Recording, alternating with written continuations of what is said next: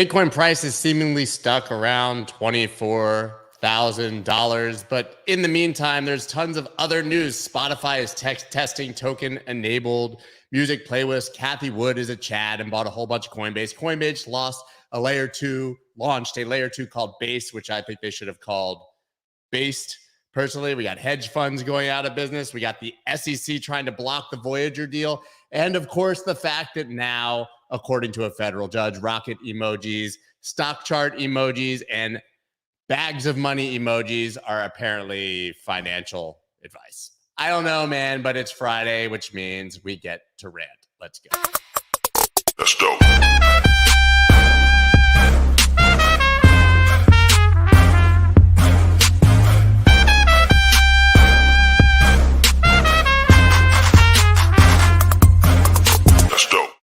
What is up, everybody? I am Scott Melker, also known as the Wolf of Wall Street. Before we get started, please subscribe to the channel and drop a pen on the like button. I don't know. I just had a pen and thought that I would drop it on the like button. Maybe I'll use a indelible marker and write all over your keyboard. Guys, it's Friday, which means we rant. It's Friday. You ain't got no job. You ain't got shit to do. That was Chris Tucker from the movie Friday, in case you're wondering. That was an impression. I just did a impression. That was a movie quote. There is so much news, and as you know, these days I don't really get the chance to discuss it. There was a time when Monday through Friday, every single day, we gathered here together and we discussed the news of the day, and then I realized it's all noise with very little signal, and by Wednesday, you forget what was so important in the news cycle on Monday. So obviously we've consolidated the news into one day a week, which gives me an opportunity to review what is theoretically important. And at least then it's good for 3 or 4 days before we completely forget it and discuss opposing and different news the next week. As you guys know, we are sponsored by Prime XBT. I'm willing that banner, tickling it slowly across the screen at the bottom, so you guys should check them out. Should we dig into the news? Is it time? I feel like it is time. Obviously, the first story we have here, which I find just absurd. Dapper Labs, the creators of NBA Top Shot. You guys may remember NBA Top Shot really was the catalyst for the entire NFT craze last year. It's the reason that NFTs ended up being mocked on Saturday Night Live. The reason that the idea of NFTs went viral effectively. Their moments were baseball cards or basketball cards for the digital age, right? You could get a moment. It's like a dude you've never heard of in the NBA doing a reverse dunk, the seventh man off the bench, and that's worth like $7,000 because there's always 6 of them. It's what it is. That is what it is. People are saying that the audio is bad. Let me check my audio. Maybe we're on the wrong thing. I don't see why the audio would be bad. You guys hearing bad audio? I don't know. We'll check with producer. I don't know. I don't see anything wrong. Anyways, I can't do anything about it anyways. We're talking into a mic. But yeah, Dapper Labs then ended up getting sued because apparently people thought that what they were selling were securities. And we would say that's stupid.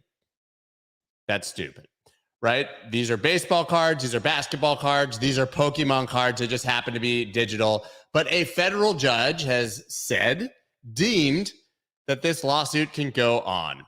In totality, the economic realities of this case support the court's conclusion that the AC's allegations pass muster at this stage. In sum, plaintiffs adequately allege that Dapper Labs' offer of the NFT moments was an offer of an investment contract and therefore a security required to be registered with the SECs. I am so fucked because I sold so many of my baseball cards for more than I bought them for in the 1980s. So many of them. Maybe I can, they'll send me to juvie because I was barely a child when it happened, right? But okay, we can discuss whether these are securities or not until the end of time, ad nauseum, until we are blue in the face. It's going to play out in court, but this is clearly a part of the everything is a security if it is digital trend. Everything that you buy with an expectation of profit is a security. eBay's fucked. I'll just say that.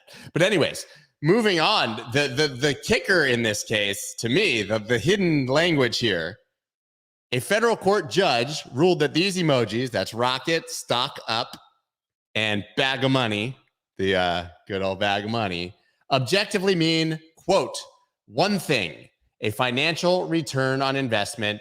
Users of these emojis are hereby warned of the legal consequence of their use. Here you go. This is a tweet. These are the tweets from NBA Top Shot that they were highlighting in the court case. You can see all hail. Pranksy NFT scooped up this legendary LeBron James moment from our Cosmic Series 1 set for $49,000. I don't know who Pranksy NFT is, but that's fucking stupid. But that's a topic for a different day. $49,000 for LeBron dunking. That is a new record-setting acquisition for any NBA Top Shot moment in the marketplace so far. Stock chart, stock chart, stock chart. And then, of course, you have the next one using the bag of money, fire emojis. By the way, fire emojis are apparently safe. Fire emoji, not a problem. Right? And here it says, each tweet promotes a recent sale or statistics of recent sales of moments on the marketplace. And although the literal word profit is not included in any of the tweets, the rocket ship emoji, stock chart emoji, and money bags emoji objectively mean one thing, a financial return on investment. Now, my gut reaction to this is that it is patently absurd, stupid, dumb, that if you put a rocket emoji on a chart that you should not be then going to jail or being sued for financial advice. But my good friend Alex Miller literally messaged me a few minutes before we were starting, and he said, let me come on your stream if you're going to talk about the rocket emojis, because I want to take the other side of that argument. So I just have to bring him on. That argument. What's up, Alex? I love to be contrarian. What can I say? Okay, go. Tell me. Okay, so first off, no one's claiming it's financial advice, right? What they're saying is that what's the 4 prongs under the Howey test, right? It's the money invested in a common enterprise with the expectation of profits based on the managerial efforts of others, right? So of course the SEC is going to say anything that you say or do, or that even remotely implies either the mindset of the seller of the thing or the buyer of the thing. I mean, this is the crazy thing that actually came out with the federal judge in the library case a couple months ago, is what he said is, even if the sellers don't intend you to buy it for a security, if I'm selling something, right, Scott, and you go and buy it, and in your mind, you're buying it so it goes up, even if the seller didn't do it, then it's still a security, which is like nuts, because the whole point of securities is supposed to be on what's on the seller's mind. I mean, you can't have a meeting of the mind, a contract without a meeting of the minds, right? But so, of course, so actually, can you bring back up real quick the screenshot you just showed? Yeah.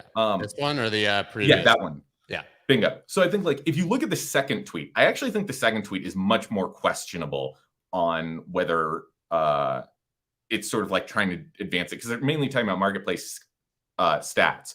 But yeah, on the first tweet, I am not surprised that the SEC advanced this argument and that a federal judge bought it, that, like, given the overall context, because that's the thing about securities law, right? This is all about overall context. If you tweet out that someone just bought a record-breaking amount and you're like, hey, come check out our marketplace, and all these signs about stuff going up, yes, they are absolutely going to say that you are implying to people that if they buy this thing and hold it for a bit, it will go up. And that is an expectation of profit under, like, the common reading of Howey. Yeah, okay. So listen, semantically, I agree with you, but this seems highly targeted directly at crypto and not at everything else in the history of mankind that anyone ever bought with an expectation of profit, including every collectible ever sold on eBay. Sure. And actually, I'd be really interested to see if they try and apply this on secondary sales as opposed to primary, right? Like, this is all about primary. But where do you draw the line between primary and secondary on these things? Also, the NBA is literally the ones making money on this. Well, yeah, but like, and secondary, maybe tertiary, and whatever their fourthiary and fiftiary. Those are words. I mean, look, a lot of people hate Donald Sterling. Maybe the SEC does too. Agreed, but I mean, the comments over here are amazing. Michael Kelly says, I built classic cars for 20 years, sold them on eBay. So eBay and I sold securities. Yes, you did. Pet rocks, Pokemon. Yes, securities. Actually, I will say, I think Beanie Babies were, Beanie Babies were not security, but a virtual one. Well, again, this all comes down to, is there a central person who started? Like, if if it was a decentralized project, you'd have a lot bigger of a problem saying that this is security. But yes, the fact that it was run by Dapper Labs, that these were issued by Dapper Labs in conjunction with the NBA, means you have an issuer in the SEC's eyes. Isn't that the case of Topps, Fleer, Donruss, all the baseball? Well, again, it goes back to mindset, and I think there is a funny thing that it is really hard to draw the line at some points between the digital version of a trading card and the physical version of a trading card. I don't think, cars, Pokemon, that kind of stuff is, I think, a much harder argument because they do have clear separate utility. But Pokemon cards totally have utility. Right? Kids play the games. But like physical trading cards, like a LeBron James rookie card, I don't know, man. What value does it have besides holding on to it? Like, that's what I'm saying. Like the NBA's Top Shot argue, interestingly, like their argument really wasn't, hey, this isn't a security. It was, hey, those other things are not securities and we're the same. Mm-hmm. Right? They were saying, listen, a baseball card, a basketball card, a Pokemon card. Okay, Pokemon cards have utility. I'll give you that one because I've had. I would say you have kids. They have to love their Pokemon cards. Yeah. It's you never sell a Pokemon card. Everybody knows that. Then you get kicked out of the Pokemon Maxi community. But I just I just see this as yet another shot fired in this sort of battle to deem everything digital that's in any way crypto focused as a security. So the next question then becomes, okay, so let's say that that's because this is centralized, as you said, and I think that that's a fair point. Do you think this is a slippery slope right down to every NFT, regardless of how it's issued and where? I think there are plenty of people in plenty of regulators who would love to declare every NFT a security. I think there's no question. They telegraphed that, absolutely. But I think this is also a lesson for founders. Like, this is not an area in which you can be too cute by half, right? If you try and use emojis instead of saying a word, like, they're going to read the totality of it, right? Like the phrase you will hear over and over and over again in securities law is facts and circumstances, right? And that's exactly what's going on right here. So yes, I think it is a slope. I think that we've seen plenty of actions over the last 2 months from across the entire US government, making it very clear that they're going after anything in crypto they can try and get their hands on. And if anything, what I just say is this is making it easy for them. If you stick in stuff that make it really clear that you want people to buy your thing so it goes up, even if you do have a legitimate utility to it, then yes, they're going to use that. They're not going to take what they view as evidence and like be like, oh, well, you know what? I'm not going to use it in this. Like, they're going to take anything that they have, anything that they can find, and go after people that they want to go after. I do think it's important to let everybody know this has not been litigated. It's the judge saying it can be litigated, right? They're just they're not outright throwing it out. He's just sort of kicking the can down the road to allow the lawsuit to happen. So there is the chance that when this is actually, heard in open court, that they'll say, nah, maybe rocket emojis are not. But your point is that you have to basically look at it in context. So a rocket emoji itself does not necessarily mean you're giving financial advice. But if you're giving it financial advice and use a rocket emoji, it's basically an exclamation point on that financial advice. Yeah, or more specifically, it's if you're saying buy this thing and include a rocket emoji and a stock sign going up, there are plenty of people who are going to look at that and say, you are saying buy it because the price will go up. And so you are driving, and again, this is the key phrase from the Howey test, an expectation of profit. And if you are giving people the expectation of profit based on your work, then that makes a security under the current US case law. It could be a security, and because also, I mean, we've also had a lot of confusion on the other side, which is that people are saying, my thing cannot be a security because there's no expectation of profit. Then there's 300 other ways to deem something a security, even without that. And trust me, we could go into a whole other conversation of how insane it is to try and deem a stable coin a security in my mind. Like, it can't go up. Now, the protocols you deposited in, if you make a protocol that you deposit stable coins in and get 20% back on, yes, sure. Obviously, that there's an expectation of profit there. But like, I don't know, man. I can't buy a USDC for $1 and like get $1.20 out of it. Yeah, tomorrow. Right. And that's my point, is that so the investment contract expectation of profit part on the flip side is not necessarily You know, Yeah, you can even eliminate that and you can still be a well, security. yes, I'm not saying they're going to stick to the bounds of that law, but if you clearly tick all those boxes, they're going to come after you and say it's a security. Matt A's neighbor bought a golden doodle, didn't want it, sold it for a profit. Dog was a security. Did it have a rocket emoji painted on the side? Yeah, I was going to say, I'm trying to think how I'd turn a golden doodle into no, you know what? Hold on. An NFT of the golden doodle. If there was a transfer of an NFT attached to the golden doodle, that would be a security. No, I was going to say it's a golden doodle, Scott. It's very clearly a commodity and is regulated by the CFTC. I was going to say because of the doodle, but clearly we're talking about. Oh yeah, no, I'm focused on the gold side of that. I mean, to me, it seems like an extremely slippery slope, but I do understand in context.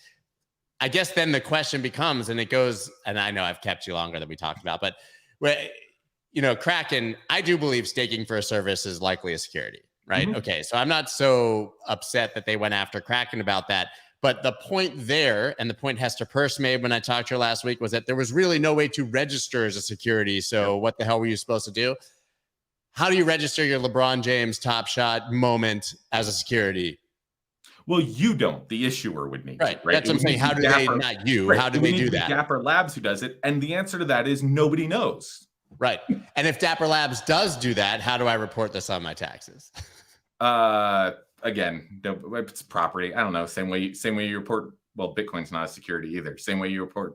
I'm not going to. Yeah, it's just a capital gain. I'm just saying that the whole thing is it becomes patently absurd because people are trading these for a $3 profit, a 50-cent profit. Like, does it matter how much? I mean, imagine how well. Listen, we do it with altcoins, right? We all know that trading altcoins in the United States is prohibitive because of the amount of transactions that you have to calculate and report and how difficult that is. So I guess it could be similar than that.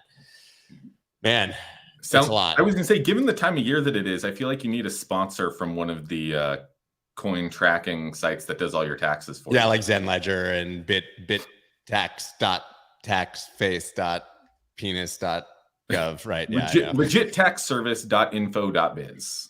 Yeah, that's the one. Alex, man, thank you so much for coming on and for offering your perspective. I'm glad we did it. And you kind of convinced me a little bit. All right, cool, man. Talk to you later. Bye. I'm still using rocket emojis, though. All right. What do you think the eggplant is? Is that make it a security if I purple eggplant? You know what? I run an upstanding and respectable company. I only use the eggplant emoji to indicate when I'm going to be doing some nice cooking at night. That's organic all I food. ever use. Organic food. Yes. Organic food. Exactly. Perfect. Thank you, Alex. See you later. Too soon. All right, guys. Moving on with that. That was a great perspective. Moving on with the news. Bitcoin stuck in bearish Elliott wave pattern despite 47% rally. QCP Capital says, man, we got to listen to articles about Elliott waves. Chris Inks loves Elliott waves. I get it. It's fine. In wave theory, market trends unfold in 5 waves, 3 of which represent the primary trend and the other constitute partial retracements. Bitcoin's year-to-date rally seems to be a retracement ahead of the final leg lower. The crypto trading firm says, dude, all right. First of all, usually in Elliott wave theory, you get 5 impulse waves up and then 3 major impulse waves down, right? 1, 2, 3, 4, 5, A, B, C correction, each of those having the 5-wave impulse in them. But come on, man. Come on. Are we really doing the Bitcoin's dead because the Elliott wave thing? No. But I will say, regardless of whether you use Elliott waves or, I don't know, whatever ridiculous, whether you throw unicorn fairy dust into the air and you snort it and that tells you what your signals are. 25,000 is a really, really important and big nut to crack. We've talked about it ad nauseum on this show, but I'm going to go ahead and talk about it again. We might have bearish divergence there. That is slight weekly bearish divergence, exaggerated bearish divergence right there. If this doesn't go up a little higher. But we all know that $25,212 would be a break of bearish market structure because we would have the first higher high in a series of lower highs, meaning that bears are dead and bulls are winning. But we have 2 of the smallest wicks you've ever seen slightly above that line. Just to make it as confusing for analysts as possible. Does that mean that we made a higher high? I don't know. But we do have the 50 MA, the 200 MA, 25,000 right there, and potential tweezer tops. It's looking like we probably won't, because, Bitcoin should get some more retracement before we make another push up. We'll see. Spotify is testing token-enabled music playlists. Can you believe it, guys? If you hold certain NFTs, then you get access to special playlists on Spotify. I guess that's theoretically pretty cool. It's called Token Enabled Playlist, and it's for holders of Fluff, Moonbirds, Kingship, and Overlord. When I dug into the actual article, I felt like I was playing Magic the Gathering, or that I was living in the Shire. I was a hobbit, and I was trying to make my way across Middle Earth. I have no idea what the hell is happening in the NFT space. That doesn't mean it's not cool, but it's not, to me, in a language I understand. Overlord times Spotify, Creeps NFT project, thrilled to explore with you from Overlord. We Kingship strive to always be at the forefront with the Aporv Lathy curated playlist of the Spotifys with the MetaMask, Trust Wallet, Ledger, Xerion. I mean, are these even words? Like, what are these things? It's cool. It's cool. Spotify was very quick to say, listen, we test a lot of things. Most of them completely die. Don't get your Jimmy all hardened over this, and don't get your panties in a wad. It might fail. But this is something that has actually already existed. Universal Music Group had a token gated playlist for that. You might have remembered there was an NFT band called Kingship, and there were like Snoop and Missy and Led Zeppelin songs on there. And you could only be able to listen to that specific playlist if you had the NFT. At the very end of the day, though, it's very cool to see these sort of incumbent platforms even trying to test or experience, allow people to experience something that's coming in from Web3. It's only the very beginning. And frankly, like, I can make my own damn playlist. I don't need your songs. But it is very cool that Spotify is willing to do this. I just like, I don't, I don't know, man. I don't know. Pretty cool. Pretty cool. What do we got here? Web3 music streaming platform Audius integrates TikTok, because we're talking about music, and I love music because I was a DJ for 20 years. I've hit that button and that sound, by the way, more times as a crypto YouTuber than I ever did when I was a DJ. But yes, I've had Renil on many times, podcast 2 or 3 times, talking about Audius. Their partnership with TikTok started a couple years ago. It was huge news. What happened was TikTok was able to integrate Audius, and people were able to take music from Audius and put it onto TikTok. Well, now this is sort of the reverse. Now TikTok is fully integrated into the Audius platform. Pretty cool. Kelly, who is also a DJ, says, not in house music, no horn. Yeah, this is more for like a random moment in the club / reggae sound system on the beach in Jamaica, right? But this is very cool news to see TikTok stealing all of our data and spying on us through Web3. Yeah. TikTok's cool, right? It's fine. Fine.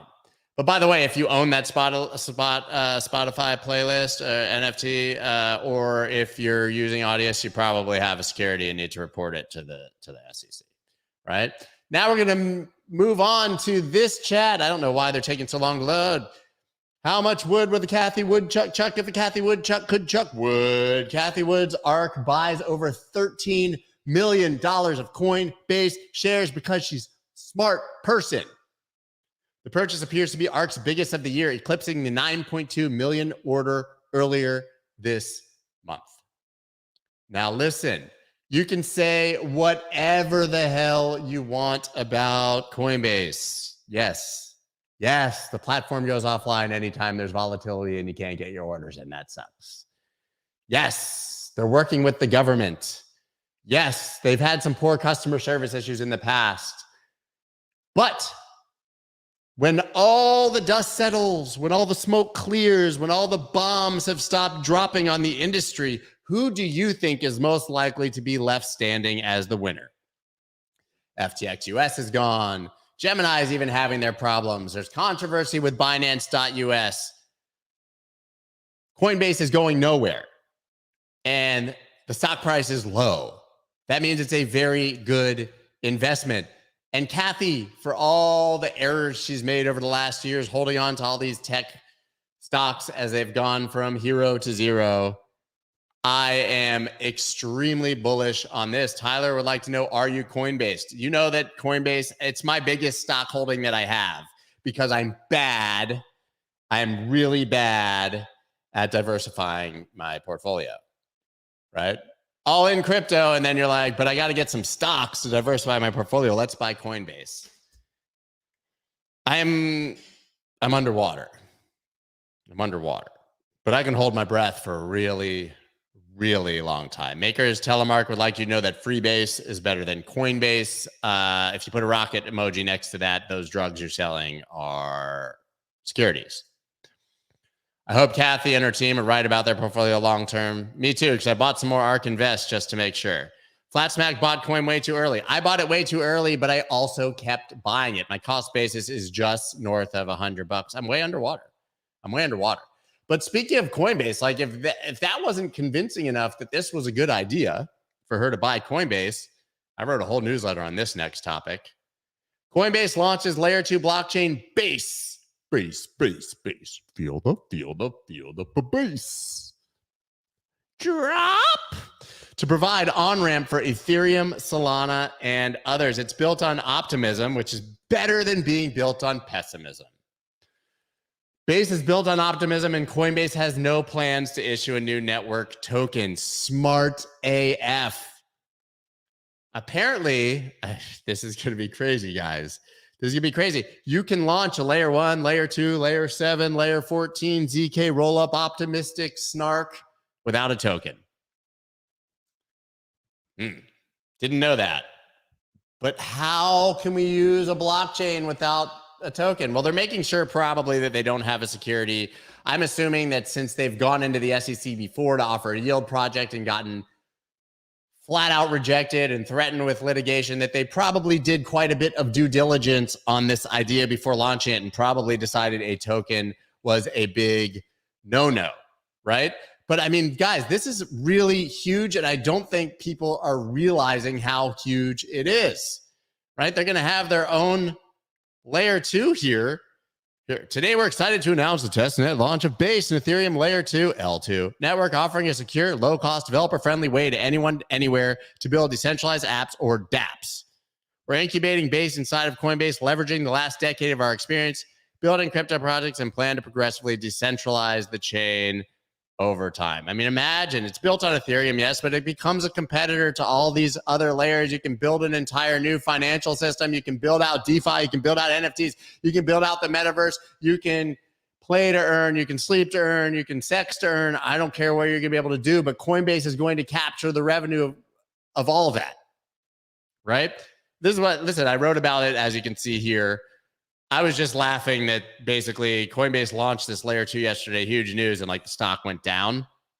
So I wrote this thing about Wall Street has no clue, talking about a theoretical middle-aged investment banker who doesn't get it and whatever. But listen, like BSC is not the biggest chain we got, right?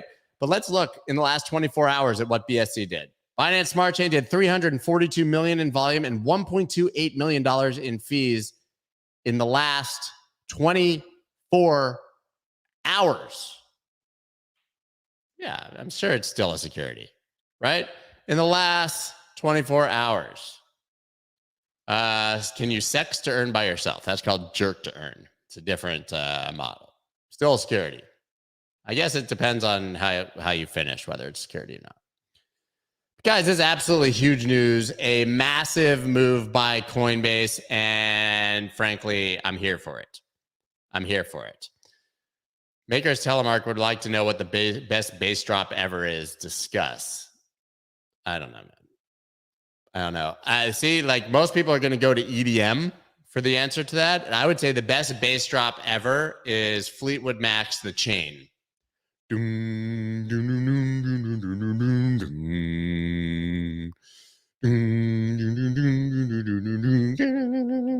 guys know that song? Chain. Yeah, that's the best bass drop ever. Forget EDM. It's the best bass line, comes in, kick in. Let's take a look at Coinbase stock right now. Down. Down yesterday, down today. We don't even need RSI on that, right? Still back in this range, though. I think we're going to $116.30 after recapturing this range. Sweet, awesome, great, terrific. Christopher Walker says Green Day. You can tell all of our age here because nobody's like, it was Tiesto, bro. Like the David Guetta, Skrillex. Whatever. Matt A says Tone Loc. You're super old, bro. Was it Funky Cole Medina or a Wild Thing, though? I don't know. Probably Wild Thing. But me, man, I think coin is not financial advice, no emojis. I personally, for myself, believe that this is wildly undervalued. Crypto hedge fund Galois. Is that French? Galois. I'm going with Galois. Crypto hedge fund Galois Capital shuts down after losing $40 million to FTX. It's not Galois. Galois, co-founder, said the fund has halted all trading as it no longer viable post FTX. One more reason to say fuck SBF, man.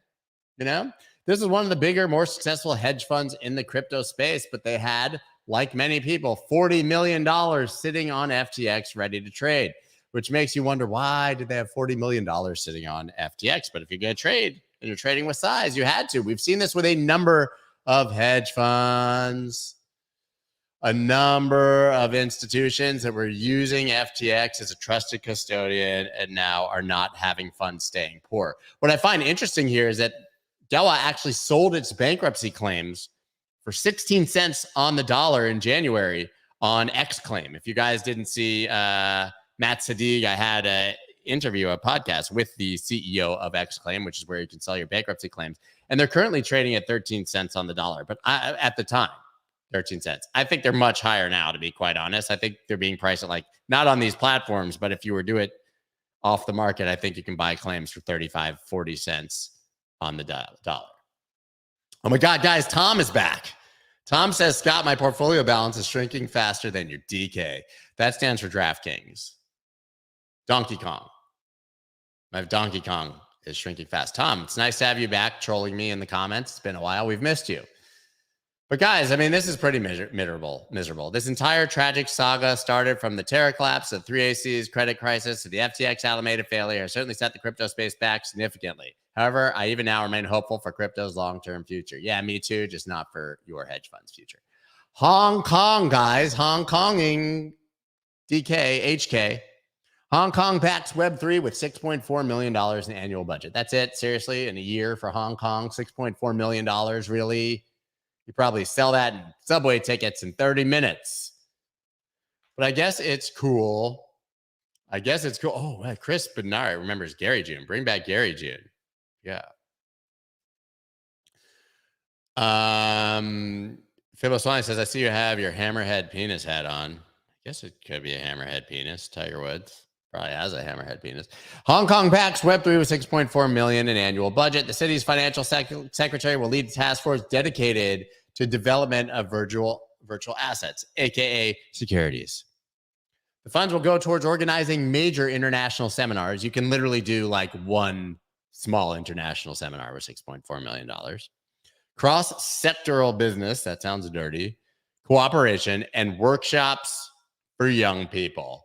But I guess it's always good to see any adoption of blockchain, crypto, securities, technology by any nation state, whether it be Hong Kong or Donkey Kong, the aforementioned Donkey Kong. It's good news. It's good news. And speaking of some adoption and all that, energy giant Saudi Aramco, signs agreement with Drop Group to build Web3 tech. I swear to God, they just make up these companies. Drop Group. Anybody ever heard of Drop Group? Anyone? That's cool. To build Web3 tech. Now, interestingly, this is going to be built to help their employees, right?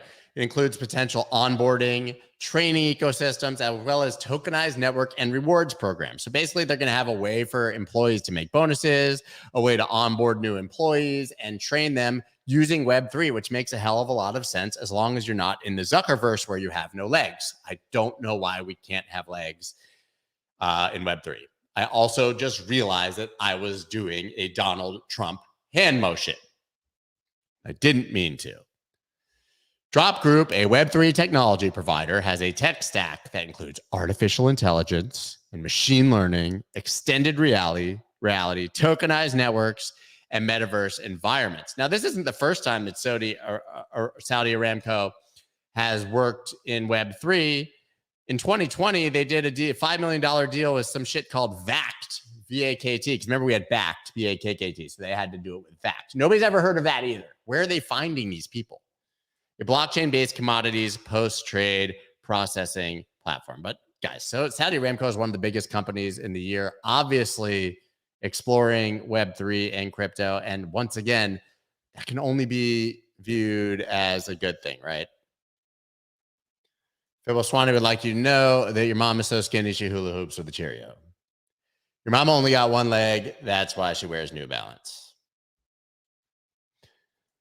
Tom hasn't heard a bad mom joke for a while, so he's back to get his fill. I hope that one helped. It's pretty good. I like this one. Your mom's so fat, her blood type is Rocky Road. Her belt size is equator.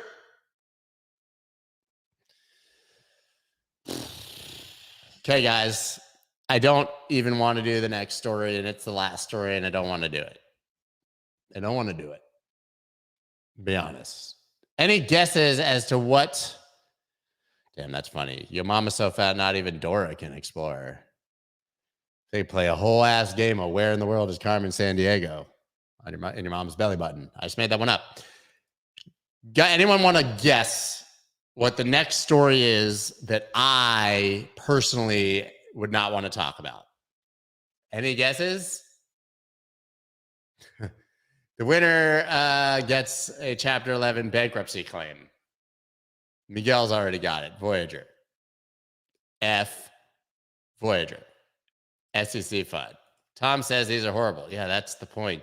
All mom jokes are horrible. Madonna's face. That's pretty good, actually. That's pretty good. Yeah, let's talk about Voyager. Dude, spell better. Here it comes. SEC objects to Binance.US $1 billion Voyager deal alleging sale of unregistered security. If only Voyager had not used rocket emojis when they asked us to sign up. All Voyager had to do was not include the bag of money emoji next to my portfolio balance, and we'd be totally fine. But yeah, guys, you may have seen this, that not only the SEC, but the New York DFS, that's what they're called, right? And NY Department of Financial Services. Sorry. New York Department of Financial Services. I'm sticking with shitheads. And Attorney General Letitia James, because she's a fucking hater.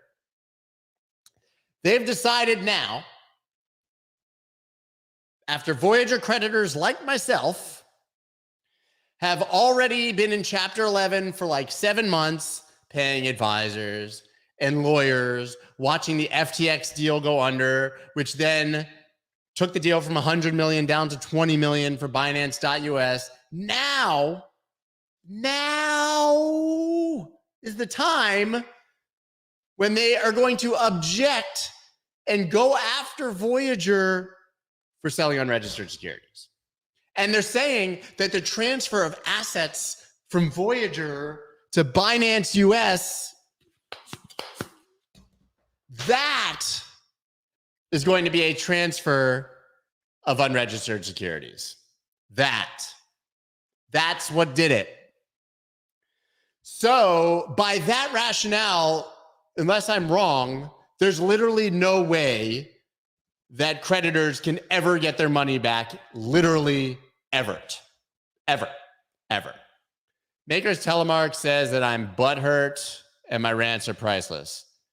Yeah, I'm butthurt that I have millions of dollars, literally millions of dollars, one of their biggest creditors, that continues to get bled by a scam of Chapter 11. And now, after being fucked by SBF and getting scammed by Steve Ehrlich and Voyager, and then getting scammed by the Chapter 11 process. There's finally a chance I might get half my money back. And now the SEC is going to step in. Right? Literally, if you go after Voyager now, say there's a suit, say they block this, say it takes longer time, who's paying for that on the Voyager side? Me. The creditors are the ones who own Voyager. There is no Voyager. There's just us. There's just creditors. Every penny, every day that passed, every bill that's paid, every penny taken out of it is money that the creditors do not get back. The SEC's explicit mandate is to protect consumers, and all they're doing is using protection when they fuck consumers. Right? Fuck Gary Gensler, fuck the New York Department of Financial Services, fuck Letitia James, fuck SBF, fuck them all. Right? So if this deal gets blocked, then how can creditors literally ever get paid out? And if it gets delayed, how much less money will creditors be paid? Literally, if they had just liquidated the assets the day that they decided to cut off withdrawals, instead of going into Chapter 11, we probably would have gotten paid like 75 cents on the dollar. There would have been no legal fees, no advisors, but no. They had to do Chapter 11 so that they could restructure, which is complete fucking bullshit. I bought into that. So they could restructure the company and continue on because there was such a viable business with Voyager. I never believed that. But the reality is that the executives at Voyager didn't want to go to fucking jail. And so they've continued to rape us outside of jail. They won't go to jail. The lawyers and advisors will get paid. The SEC will get their little fucking media clip. You know, we're going to get a video from Gary Gensler. He's going to be like, do you see this dog? Do you see this liquidator? When the liquidator fucks the dog, that's a security. Kim Kardashian. Derek Houston would like to know if I can write off those losses for the next 100 years. I just got a fucking tax thing from Voyager. They're reporting your gains from the first half of the year. Oh my God, check this out. So if you earned interest in the first 6 months of the year, you still have to pay the fucking taxes on the interest on money you don't have. Figure that out. Yeah, I will be paying taxes on my income from Voyager this year. Not writing anything off. Paying taxes. Paying taxes. All right, guys, I've had enough. It's nothing against you guys, but fuck this.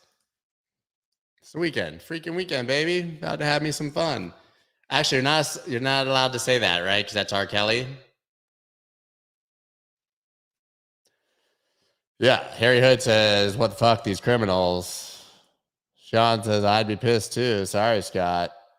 Clown World. Tusk Fleetwood Mac is amazing, but it's not the best base. Yeah, you got to get your tax form on BlockFi. Pay taxes. Fucking joke. Anyways. Here's what it is. Here's what it is. Going to a concert tonight.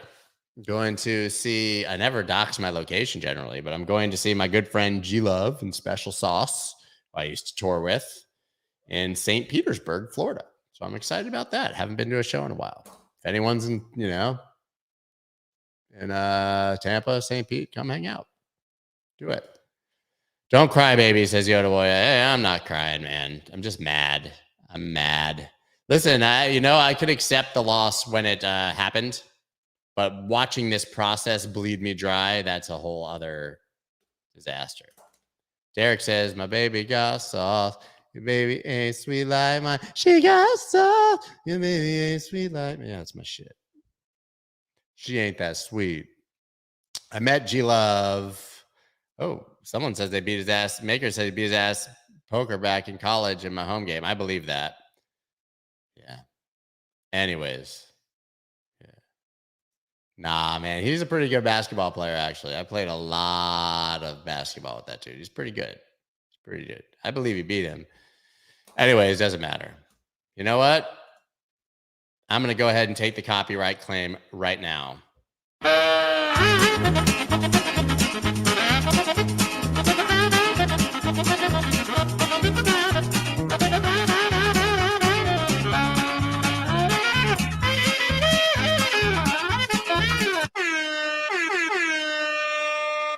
That's all I got for you guys. Bye.